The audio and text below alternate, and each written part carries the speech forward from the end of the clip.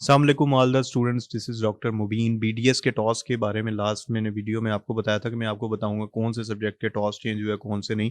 आज जो मैं आपको बात बताने वाला हूँ वो थोड़ी सी आपको जो है वो आपको अजीब भी लगेगी, लेकिन ये है कि सच्चाई बताना फ़र्ज़ बनता है हमारा कि हम स्टूडेंट्स को सही गाइड करें, जो असल चीज़ है जो कि आनी होती है वो गाइड करें। देखें, हम जो कहते रहते हैं कि जी टॉस चेंज हो गया है, उस सब्जेक्ट का फ़लाना टॉस हो गया, उसका फ़लाना टॉस हो गया, इस चैप्टर से इतने एमसीक्यू एससीक्यू आ रहे थे तो अब इतने एमसीक्यू एससीक्यू आएंगे। बेसिकली टॉस नाम की कोई चीज़ नहीं होती। यूएचएस कोई टॉस अपलोड नहीं करता है किसी भी सब्जेक्ट का।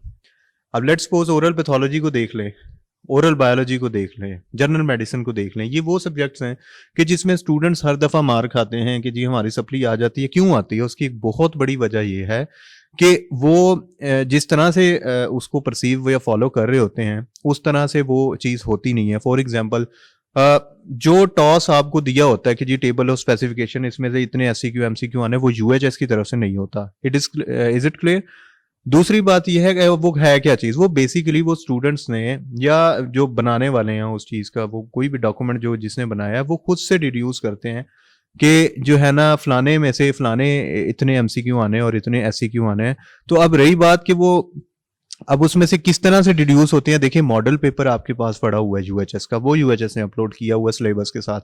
तो मॉडल पेपर से देखा जाता है कि इस चैप्टर में से इतने एमसीक्यू आए हुए हैं और इतने एससीक्यू आए हुए हैं। तो हम ये अज्यूम कर लेते हैं कि इसमें से इतने ही एमसीक्यू आएंगे और इतने ही एससीक्यू आएंगे, इससे ऊपर नहीं जाते। लेकिन ये कोई हतमी बात नहीं होती कि उसमें से उतने ही एमसीक्यू आएंगे या उतने ही एससीक्यू आएंगे, उससे कम या ज्यादा हो सकते हैं। इसी वजह से हमारी जब कोई पेपर मुश्किल आता है तो बेसिकली वो ऊपर कम या ज्यादा हो जाता है। उसमें कोई मतलब जिसमें से एक एससीक्यू आना उसमें दो बना देंगे, तो आपने अनइम्पोर्टेंट समझ के उसको एक एससीक्यू समझ के छोड़ा होगा, उसमें दो आ जाएंगे, तो वो फेल होने के चांसेस या सप्ली आने के बढ़ जाते हैं। तो बेसिकली मैं आपको ये क्लियर करना चाहता हूँ कि टॉस जो है वो कोई एक टर्म नहीं है। एमबीबीएस बीडीएस प्रोफेशनल एग्जाम की बात कर रहा हूँ मैं, सिर्फ बाकी किसी की नहीं बात कर रहा, मास्टर्स की।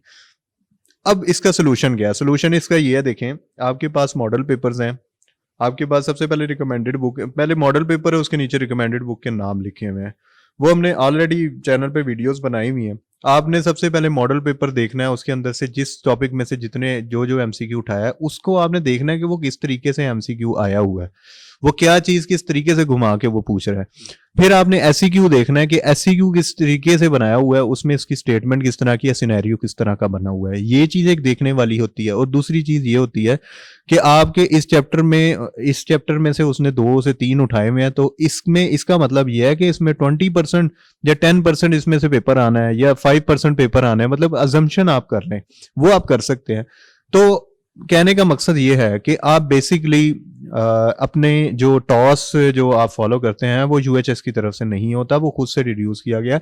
अब जैसे ओरल पैथोलॉजी का लास्ट ईयर जो है वो पेपर आया था 2021 का या शायद पता नहीं 2 का, कि उसमें थोड़ा सा टॉस ऊपर नीचे हो गया था, तो स्टूडेंट ने समझ लिया शायद टॉस चेंज हो गया। टॉस नहीं चेंज होता, वो एक्चुअली वो ऊपर शफलिंग हो जाती है कि मतलब वो अपने लिहाज से पेपर सही बना रहे हैं। आप यूएचएस को ब्लेम नहीं कर सकते कि आपने टॉस फॉलो नहीं किया, ये नहीं किया, वो नहीं किया। आप यूएचएस को ब्लेम नहीं कर सकते क्योंकि उन्होंने कहीं ऐसा नहीं लिखा कि हमने इसमें से इतने ही एमसीक्यू इतने ही एमसीक्यू बनाने हैं। तो इंशाल्लाह एग्जामिनर जो सोच के पेपर बनाता है, अब वो उसकी सोच पे भी डिपेंड करता है कि वो किस टॉपिक को इतना लाइक करता है, किस टॉपिक को वो कितना इंपॉर्टेंट समझता है, उसके लिहाज से वो बनाता है। इंशाल्लाह होप सो आपको वीडियो पसंद आई होगी। इस वीडियो में अगर कोई बात बुरी लगी हो या कोई कमी हो तो आपने कमेंट सेक्शन में बताना है, क्योंकि मेरा काम है। आप देखें, मैंने भी ये सारी चीज़ों से गुजर के आया हूँ स्टूडेंट लाइफ से, और मुझे भी पता है कितना हार्ड होता है। लेकिन अगर कोई अच्छी बात आपको सही बात बता दे जो कि एक्चुअल में है, तो वो उसकी एक अलग ही वर्थ है। मेरा काम है आपको सही बात बताना, आपको किसी अभाम में ना रखना।